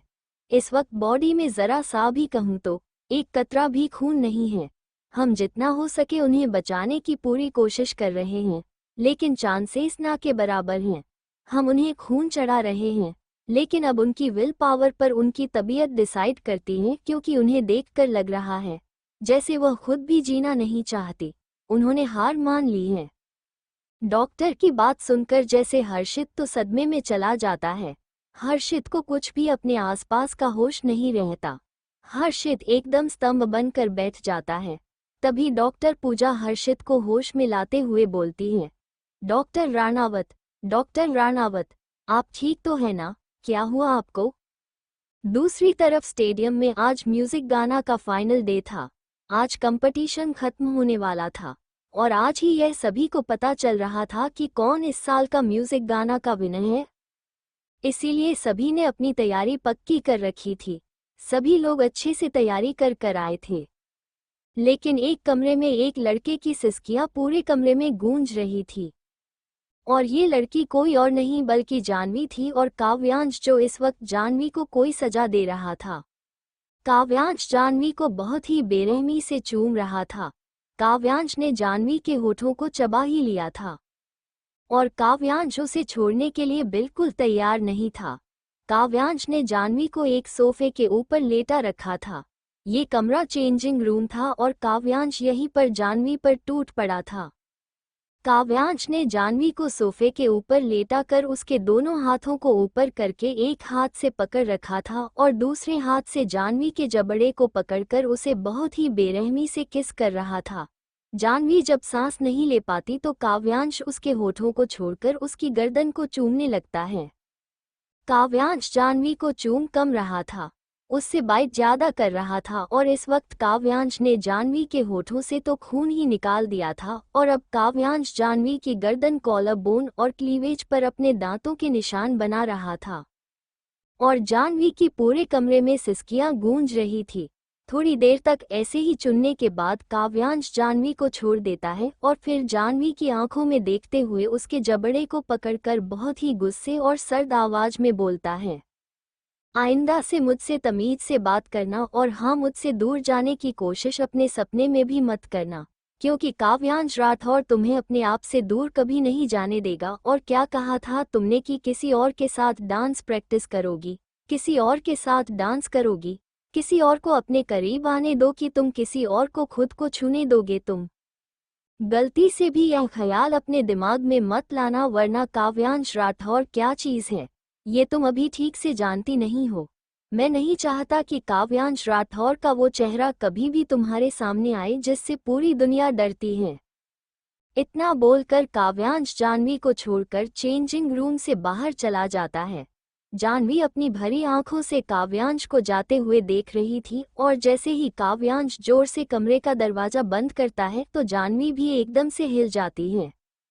दूसरी तरफ स्टेडियम के प्रैक्टिस रूम में अंजलि अपनी फाइनल प्रैक्टिस अपने पार्टनर के साथ कर रही थी, लेकिन उसका पार्टनर बार बार गड़बड़ कर रहा था और डांस स्टेप को बीच में ही भूल जाता था और अगर उसे कोई स्टेप याद भी रहते थे तो वह बार बार उन्हें गलत कर रहा था, जिससे अंजलि को बहुत ही ज्यादा गुस्सा आ रहा था। अर्जुन मथुरा के सबसे बड़े होटल में शुभांगी को लेकर आया था। शुभांगी इस टाइम अपने कमरे में आराम कर रही थी और टीवी देख रही थी, क्योंकि अर्जुन व शुभांगी दोनों को ही पता था कि आज फाइनल डे है और शुभांगी देखना चाहती थी कि आज कौन जीतेगा। और अर्जुन इस वक्त वॉशरूम में था। शुभांगी आराम से पूरे बेड पर फैलकर लेटी हुई थी और टीवी को देख रही थी। कमरे की दीवार पर एक बहुत ही बड़ा लेड लगा हुआ था जिसमें शुभांगी लाइव टेलीकास्ट म्यूजिकाना का देख रही थी। अर्जुन सिर्फ एक टावल कमर पर लपेटकर और दूसरी टावल से बालों को पोंछता हुआ बाहर आता है और शुभांगी उसे एक नज़र देखकर इग्नोर कर देती है और वापस से टीवी देखने लगती है। अर्जुन जब शुभांगी को इस तरह से इग्नोर करते हुए देखता है तो अपनी आंखें छोटी कर कर उसे घूरने लगता है, लेकिन शुभांगी अपनी में ही मगन होकर बस टीवी देख रही थी। जिस तो वो से अर्जुन अपने बाल पूछ रहा था, उस टॉवल को अर्जुन सोफे पर फेंकता है और बेड पर आते हुए शुभांगी से बोलता है, जान, आजकल देख रहा हूँ तुम कुछ ज्यादा ही बेखौफ होती जा रही हो, तुम में जरा सा भी डर नहीं रहा। शुभांगी ने इस वक्त बहुत ही प्यारी रेड कलर की एक नाइटी पहन रखी थी, जिसमें शिवांगी बहुत ही ज्यादा हॉट लग रही थी, क्योंकि वह नाइटी सिर्फ शुभांगी की थाई तक आ रही थी और कंधे पर सिर्फ 2 पट्टियां थी। शुभांगी टीवी की तरफ देखते हुए ही बोलती है, तो इसमें डरने वाली क्या बात है और मैं आपसे क्यों डरूं? अर्जुन शुभांगी की कमर पर हाथ रखता है और झटके से उसे अपने पास खींच लेता है और खुद से चिपकाते हुए उसके ऊपर आ जाता है।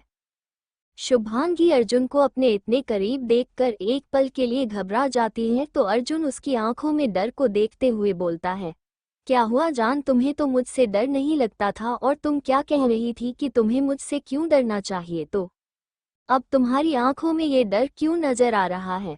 शुभांगी अर्जुन को देखते हुए थोड़ा हकलाते हुए बोलती है, डर डर आपसे, मैं आपसे नहीं डरती, वो तो बस ऐसे अचानक से मेरे ऊपर आ गए तो बस हल्का सा, बस डर नहीं है, पर यह फिर भी जो या डर नहीं है।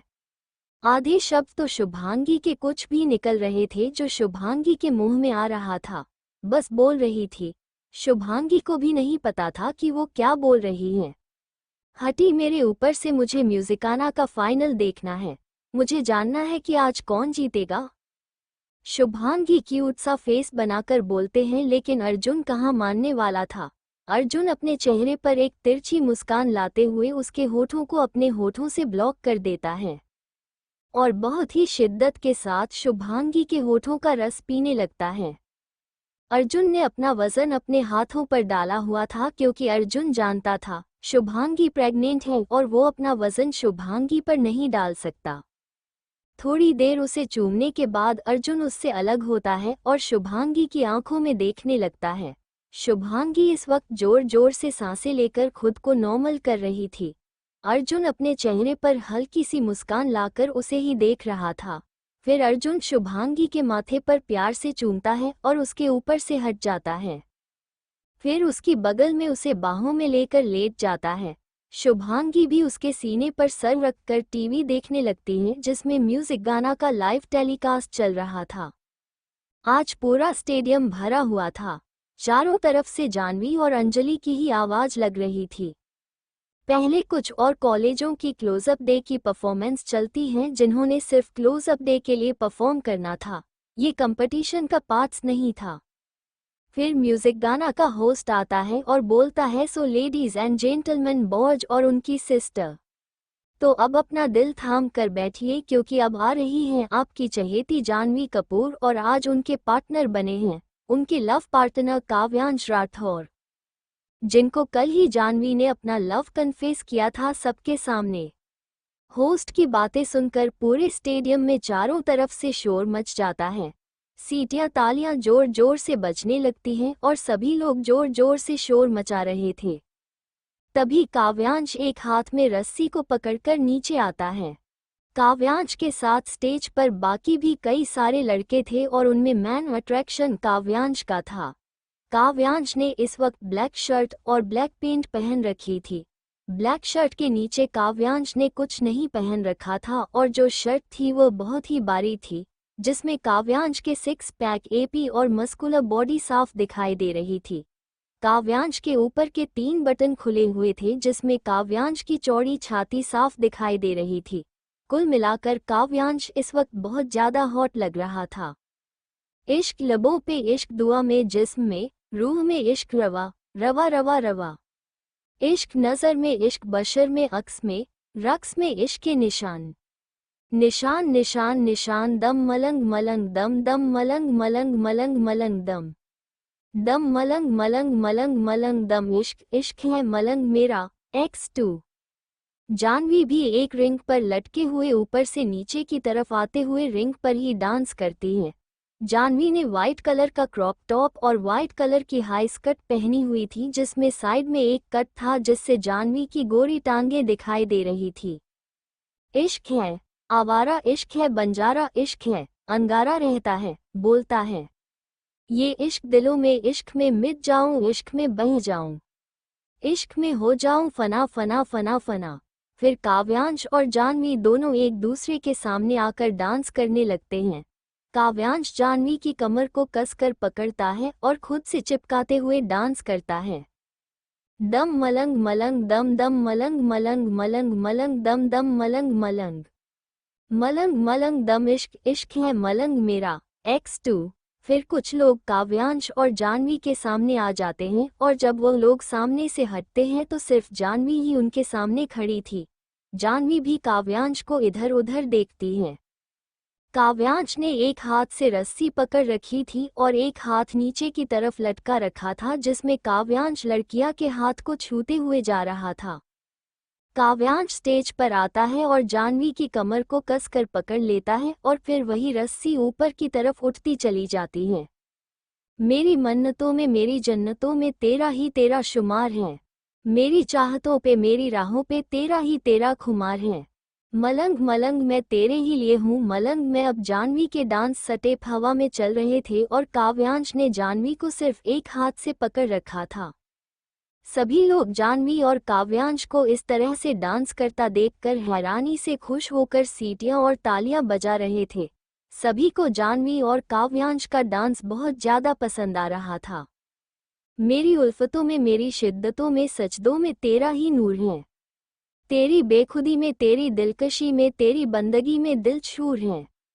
मलंग मलंग मैं तेरे ही लिए हूँ मलंग मैं। फिर काव्यांश जाह्नवी को नीचे स्टेज पर उतार देता है और दोनों साथ में डांस करते हैं। मैं यहाँ वहाँ जाऊँ जहाँ दरबदर बदर तेरे लिए रहती हूँ बेसबसाबर। तेरी बेकरारियों में इश्क इश्क है मलंग मेरा। दम मलंग मलंग दम दम मलंग मलंग मलंग मलंग दम दम मलंग मलंग मलंग मलंग दम। इश्क इश्क है मलंग मेरा। X3 गाना खत्म होता है और सभी लोग खुशी से चिल्लाने लगते हैं। पूरे स्टेडियम में इस वक्त तालियां और सीटियां की आवाज गूंज रही थी। सभी लोग चिल्ला चिल्ला कर जाह्नवी काव्यांश चिल्ला रहे थे और वंस मोर कह रहे थे। और दूसरी तरफ अंजलि अपने दोनों हाथों को बांधकर अपनी गर्दन में हिलाते हुए बोलती है, भाई यह आपने ठीक नहीं किया। आपने जाह्नवी को जीता दिया और मुझे हरा दिया। अब आपका डांस देखने के बाद कोई भी मेरा डांस पसंद नहीं करेगा। फिर उसके बाद में अंजलि का नाम अनाउंस होता है। अंजलि भी अपने डांस पार्टनर के साथ स्टेज पर आती है। अंजलि ने इस वक्त एक ब्लू कलर की शॉर्ट ड्रेस पहनी हुई थी जो अंजलि के घुटनों से ऊपर थी और अंजलि की ड्रेस में सिर्फ एक शायरी बाजू थी और एक साइड उसका पूरा शोल्डर विजिबल हो रहा था। अंजलि का गाना स्टार्ट होता है और अंजलि कुर्सी पर बैठकर डांस कर रही थी। इश्क है वो आतिश गालिब जो जलाए ना जले बुझाए ना बुझे। तभी स्टेज पर एक लड़का आता है और अंजलि का हाथ पकड़कर उसे खड़ा करता है। फिर अंजलि और वो लड़का दोनों ही डांस करने लगते हैं। लड़का अंजलि से फ्लर्ट करते हुए डांस कर रहा था और सामने बैठा अक्षत ये सब देखकर गुस्से में आग बबूला हो रहा था। अपनी सलामती है मांगती तुझसे नजर ओ नाजानी सलाम से नाकाम से दिल की कई बातें बनी। अस्लाम ए इश्कुम यारा अस्लाम ए इश्कुम। अंजलि अक्षित की तरफ इशारा करते हुए डांस करती है और अक्षय के जैसे गुस्से में किसी ने बर्फ का पानी डाल दिया हो, इस तरह से अक्षर का गुस्सा भी शांत हो जाता है। हो मेरी आदाएं तीर हैं, हाँ मेरी आदाएं तीर हैं, मेरी आदाएं तीर हैं। मेरे यार निशाना तुम अस्लाम ए इश्कुम यारा अस्लाम ए इश्कुम। अस्लाम ए इश्कुम यारा अस्लाम ए इश्कुम। अपनी सलामती है मांगती तुझसे नजर ओ नाजानी सलाम से नाकाम से। लड़का अंजलि के पास आता है और अंजलि की कमर में हाथ डालकर खुद से चिपका लेता है और दोनों ही ऐसे ही डांस करने लगते हैं और यह बात अक्षत को बिल्कुल भी अच्छी नहीं लगती। दिल की कई बातें बनी, हाँ मार दे या छोड़ दे तू, रख ले दिल या तोड़ दे तू, ऐसा कोई मोड़ दे तू जिंदगी में। हो मजा है आज है अंगड़ाइयों में, मिल कभी तन्हाइयों में हुस्न की परछाइयों में। खूबसूरत हो फिजा है हुस्न गली में सैकड़ों रे हुस्न गली में सैकड़ों हुस्न गली में सैकड़ों। दीवाने हो गए गुम अस्लाम ए इश्कुम यारा अस्लाम ए इश्कुम। अस्लाम ए इश्कुम यारा अस्लाम ए इश्कुम। सोच कोई रात ऐसी, रात में हो बात ऐसी, बात में बरसात ऐसी जिसमें भीगे मन चला। हे रात का तन्हा सफर हो, इश्क अपने जोर पर हो, करवटे कुछ हम सफर हो। आग बिन हो तन जला, हाँ एक बार धुएं से हुस्न के, एक बार धुएं से हुस्न के, एक बार धुएं से हुस्न के। थोड़ा सा भर लो दम। पूरा डांस खत्म होते होते अक्षत का सब्र का बांध टूट जाता है और अक्षत से अब और ज्यादा बर्दाश्त नहीं हो रहा था। अक्षत अपनी जगह से उठता है और स्टेज की तरफ अपने कदम बढ़ा देता है। अस्लाम ए इश्कुम यारा अस्लाम ए इश्कुम अस्लाम ए इश्कुम यारा अस्लाम ए इश्कुम। अपनी सलामती है मांगती तुझसे नजर ओ नाजानी। अक्षित स्टेज पर आ जाता है।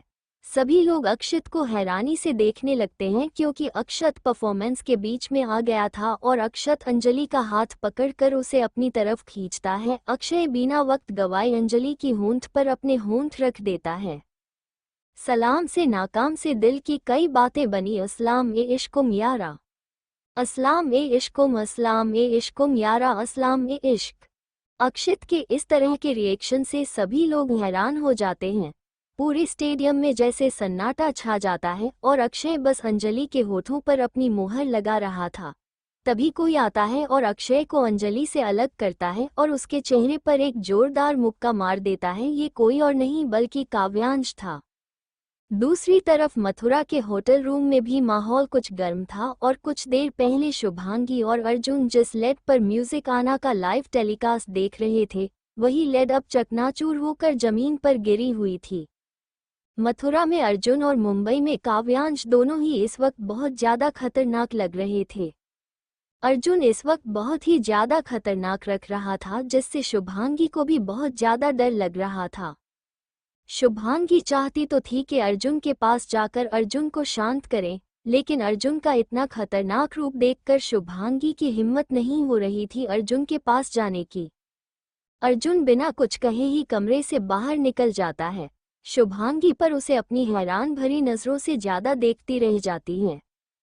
दूसरी तरफ मुंबई स्टेडियम में काव्यांश के अक्षर को मुक्का मारने की वजह से अक्षत संभाल नहीं पाता और जमीन पर गिर जाता है, और फिर उसके बाद अक्षय अपना सर उठाकर सामने देखता है तो सामने काव्यांश खड़ा था। काव्यांश इस वक्त बहुत ही ज्यादा गुस्से में था, जिससे जाह्नवी और अंजलि दोनों ही डरे हुए थे। अंजलि को तो बहुत ही ज्यादा डर लग रहा था। अंजलि को समझ नहीं आ रहा था कि अब क्या होगा। काव्यांश अक्षित का कॉले पकड़ता है और उसे उठाते हुए गुस्से में एक और मुक्का उसके चेहरे पर मार देता है, और फिर काव्यांश गुस्से में दहाड़ते हुए बोलता है, तेरी हिम्मत कैसे हुई राठौर खानदान की इज्जत पर हाथ डालने की? लगता है जिंदगी से मन भर गया है तेरा, इसीलिए तूने इतनी बड़ी हिमाकत कर दी। इसकी सजा तुझे मौत से भी बदतर मिलेगी। काव्यांश के गुस्से से जहां एक तरफ सभी लोग डरे हुए थे, वहां अक्षित के चेहरे पर एक हल्की सी मुस्कान थी और अक्षित की नजरें सिर्फ अंजलि पर टिकी हुई थी। काव्यांश जब देखता है कि अक्षय की नजरें अभी भी उसकी बहन अंजलि पर टिकी हुई है, तो काव्यांश का गुस्सा 7वें आसमान पर पहुंच जाता है और काव्यांश अपने बॉडीगार्ड्स को बुलाता है और अक्षय को उसे वहां से ले जाने के लिए बोलता है। बॉडीगार्ड अक्षित को वहां से लेकर चले जाते हैं।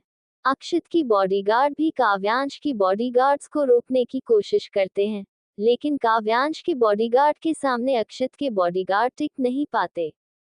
अंजलि अपनी नम आंखों से अक्षत को जाते हुए देख रही थी और अक्षत के चेहरे पर अभी भी एक मुस्कान थी। अंजलि डरते हुए काव्यांश से पूछती है, भाई आप अक्षत को कहाँ ले जा रहे हैं?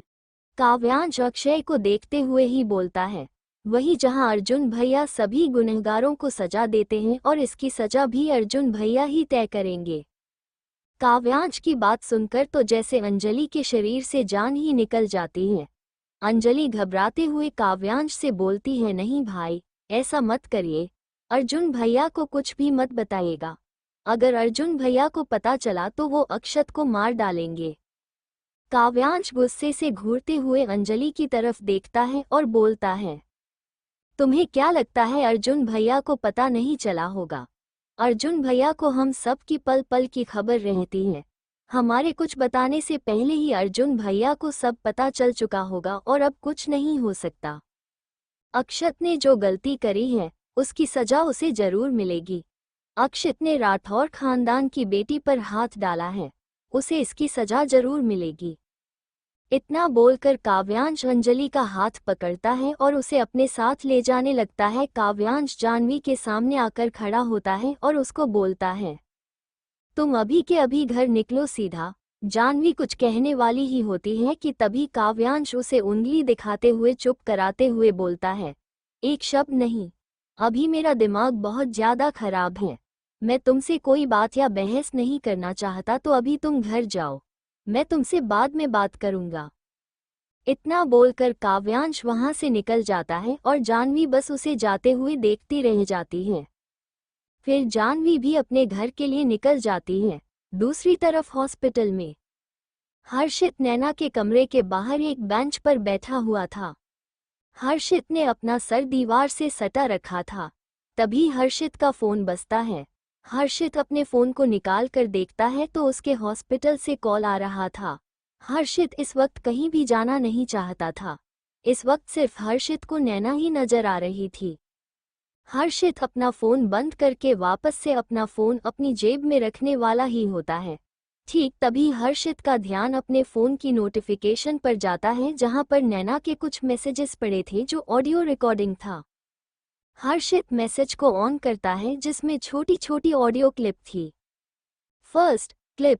हर्षित जैसे ही क्लिप को प्ले करता है उसमें नैना की प्यारी सी आवाज हर्षित को सुनाई देती है। हर्षित, मैं आपसे बहुत प्यार करती हूँ। आप जैसा मेरे बारे में समझते हैं ऐसी बात नहीं है। आप मेरी सच्चाई जाना ही नहीं चाहते। आप कभी मेरे पास बैठकर मेरी बात भी तो सुनिए ना। दूसरी क्लिप। हर्षित, मैं कभी भी आकाश की रखैल नहीं थी। मुझे सिर्फ इस्तेमाल किया गया था। आपको फंसाने के लिए मेरे अनाथ आश्रम के बच्चों को उस आकाश ने किडनैप करवा लिया था और मुझे धमकी दी थी कि अगर मैंने जो उसने बोला है वो नहीं किया तो वो मेरे अनाथ आश्रम को ब्लास्ट करा देगा। हर्षित, वो अनाथ आश्रम मेरी माँ की आखिरी निशानी है। मैं उसे कैसे बर्बाद होने देती, आप ही बताइए ना। जिस दिन आपने मुझे आकाश से बचाया था वह मुलाकात कोई इत्तेफाक नहीं था। आकाश सच में मेरे पीछे पड़ा था। उसी मेरी खूबसूरती बर्बाद करनी थी। तीसरी क्लिप। आकाश मित्तल को मेरा अनाथ आश्रम चाहिए था और इसीलिए आकाश मित्तल मुझसे मिलने आया था। मैंने आकाश को अपनी अनाथ आश्रम की जमीन देने से मना कर दिया था और आकाश को मेरी खूबसूरती भाग गई थी। तब से ही आकाश मेरे पीछे पड़ गया था।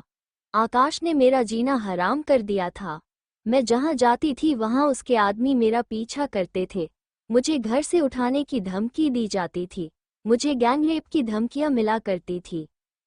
फिर आकाश मित्तल एक दिन मुझसे मिलने आया और उसने मुझसे मेरी एक रात की कीमत मांगी, जिसकी वजह से मैंने आकाश को थप्पड़ मार दिया था और उसी दिन उसी मुझे बीच चौराहे पर मेरी बेइज्जती करने के लिए, मेरा रेप करने के लिए ले गया था। लेकिन आप मेरी जिंदगी में मसीहा बनकर आए और उस आकाश मित्तल को मेरी जिंदगी से निकालकर बाहर फेंक दिया। चौथी क्लिप। लेकिन फिर आकाश मित्तल ने एक घटिया चाल चली। उसने मेरे अनाथ आश्रम के बच्चों को किडनैप करा लिया, जिसमें कुछ छोटी बच्चियां भी थी, और आकाश मित्तल ने मुझे धमकी दी कि अगर मैंने तुम्हें अपने प्यार के जाल में फंसाकर उसके हवाले नहीं किया तो वो उन बच्चियों का भी रेप कर देगा और उन बच्चियों को मारकर गटर में फेंकवा देगा। अब आप ही बताएं कि इसमें मेरी क्या गलती थी। मुझे तो मजबूर किया गया था आपके दिल से खेलने के लिए। मैं तो आपसे सच्चे दिल से प्यार कर बैठी थी। आपको अपना सब कुछ सौंप दिया था मैंने, क्योंकि आप मेरी जिंदगी, मेरा दिल, मेरी धड़कन, मेरी सांसें बन चुके थे। लेकिन हमेशा की तरह मेरी किस्मत ने मेरा साथ नहीं दिया। बचपन में भगवान ने मुझसे मेरे माँ बाप छीन लिए और फिर आप मेरी जिंदगी में आए, मेरी धड़कन, मेरी सांसें बनकर आए, और किस्मत ने देखो आपको भी मुझसे छीन लिया। आखिरी क्लिप। खुशियों के मामले में मेरा दामन हमेशा खाली ही रह जाता है। आपकी नजरों में नफरत बर्दाश्त नहीं होती। हर्षित, आपका मुझे बार बार आकाश की रखैल कहना बर्दाश्त नहीं होता। खंजर की तरह चुभते हैं यह आपके शब्द मुझे। अब बस हर्षित, और बर्दाश्त नहीं होता मुझसे। मेरी बर्दाश्त की इंतहा हो चुकी है। सारी हदें टूट चुकी हैं मेरे बर्दाश्त की। अब मैं हमेशा हमेशा के लिए आपसे अलविदा कहती हूँ। आपके साथ जी नहीं पाई और आपके बिना तो जी भी नहीं पाऊंगी। इसलिए मैं इस दुनिया को ही छोड़ कर जा रही हूँ। दुआ करती हूँ कि आपको आपकी बहुत अच्छी जीवन संगिनी मिले जो आपको मुझसे भी ज्यादा प्यार करे। आप उसके साथ हमेशा खुश रहें। जो प्यार शायद मैं आपको ना दे सके वो आपको दे दे। हमेशा खुश रहिए, मेरी दुआ है ऊपर वाले से। अलविदा। नैना की सारी बातें सुनकर हर्षित अपने आप में ही शर्मिंदगी से मरा जा रहा था। हर्षित को अपने आप पर ही गुस्सा आ रहा था। हर्षित बहुत ज्यादा टूट गया था। हर्षित की आंखों से आंसू भी रुक नहीं रहे थे। हर्षित की आंखें भी रो रो कर लाल हो चुकी थी। Thank you for listening. मुझे उम्मीद है आपको ये स्टोरी पसंद आई होगी। अगर आपको पसंद आई है तो प्लीज़ लाइक और कमेंट करना ना भूलें और मोर स्टोरीज के लिए सब्सक्राइब करें। मिलते हैं नेक्स्ट वीडियो में।